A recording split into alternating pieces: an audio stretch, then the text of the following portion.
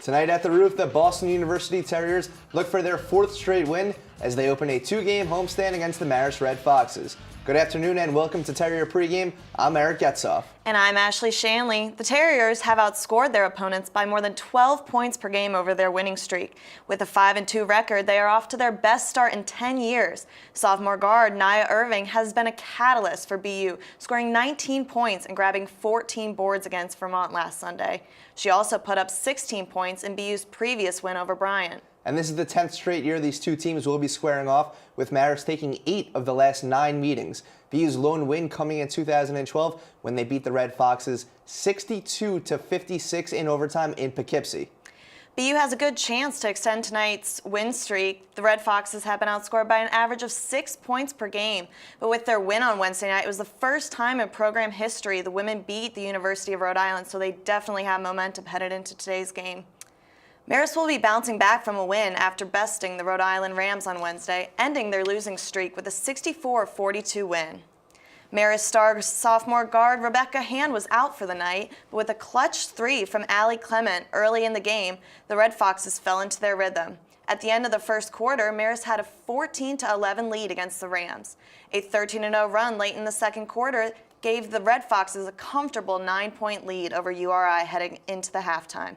Coming out of the locker room, junior Maura Fitzpatrick had a total of 12 points on the board, ensuring the Rams would have to come back from a 21-point deficit after the third quarter if they had any hope of winning.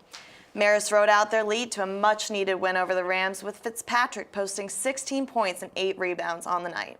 And BU is coming off a win as well, as the Terriers took down the Vermont Catamounts in Burlington on Sunday 57-41. The Terriers got off to a quick 10-0 start, not allowing Vermont to score its first basket until 5 minutes into the game. Katie Nelson nailed down 2 3-pointers in the game's opening frame, while Nia Irving was hot at one point, scoring 14 straight through the second and third quarters, and finishing with a game and career-high 14 rebounds. Sophie Beaudry scored the first 5 points of the fourth quarter, helping BU pull out of Vermont with a win.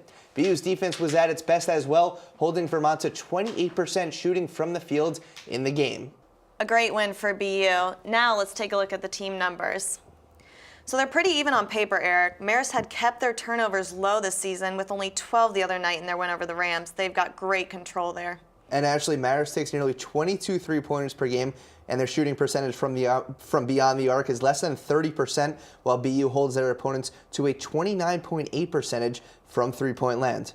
Yeah, that 3-point percentage is critical today. BU's been great from deep, but Marist has continued to struggle from beyond the arc this season, which has definitely hurt their points per game. They got to get that number up today. And now for more in-depth analysis, we kick it to our analyst, Katie Fuller, who has our players to watch. Katie, what do you have?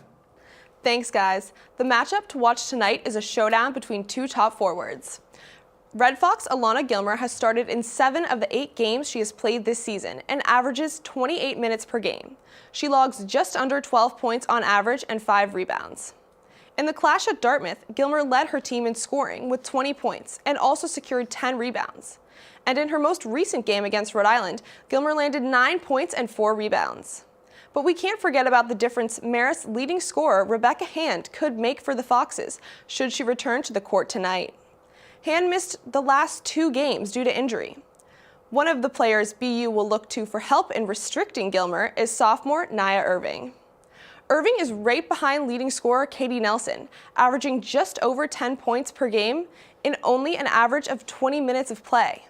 She has been a major force on the boards this year, averaging just over 6 rebounds per game. At the team's matchup against Vermont, Irving managed 18 points and collected a career-high 14 rebounds. Her double-double was the 4th of her career and her 2nd of the season.